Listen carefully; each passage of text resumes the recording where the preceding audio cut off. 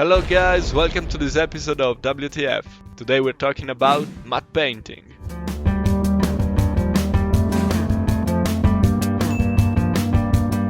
Matte painting, like every other special effect in movie history, was born for a very simple reason that we can sum up in just one line. How the f do we shoot this? We don't. Let's call the VFX team.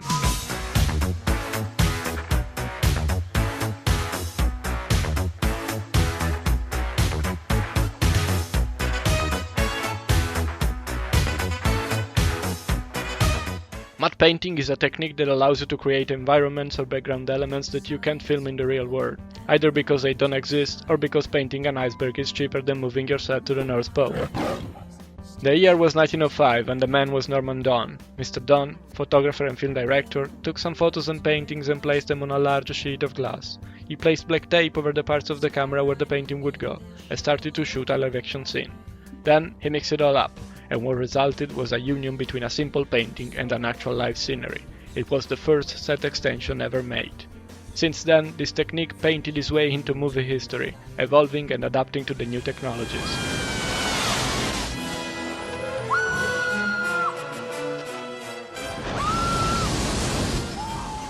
Let's face it, men are not that smart. Give them the proper conditions and they'll believe anything.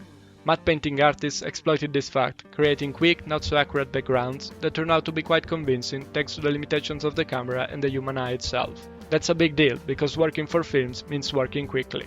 One example that comes to mind is the work of Albert Whitlock, Academy Award winner matte artist, whose paintings were often lacking precise details, but they paid respects to the laws of optics, taking into account aberration, focus and depth of field of the camera, thus making this scene perfectly believable. We can see an example of matte painting in a big production nearing Return of the Jedi. The director wanted to shoot a scene with the Ewoks celebrating their victory, but everybody knows that it's too expensive to reach the moon of Endor, so the crew just stayed in their studio on Tatooine and made this beautiful painting on clear glass. The painting was photographed 78 times because the scene lasted a little over 3 seconds. The black screens behind the holes were removed one by one, and each was filled with a live action of the Ewoks dance inserted in the scenery with this projector lined up with one of the holes. For each of the 3 live actions, the camera is rewound to be exposed again. This time, all is black save the frames of action, so that they are added to the image of the painting already on the film. This was 1983, and as you can see, the result is extremely convincing even more than 30 years later. And then, there was Photoshop.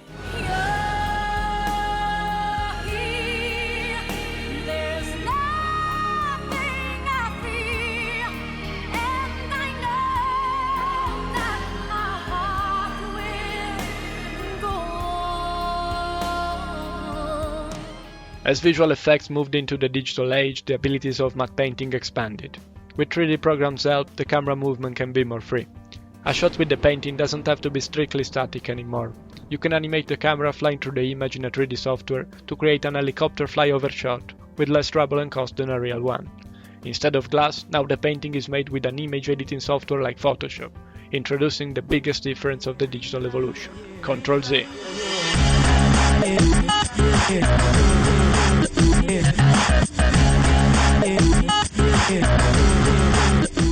Furthermore, a technique called camera projection now allows artists to put their paintings in a 3D software and create simple 3D geometry to match the shape of the environment.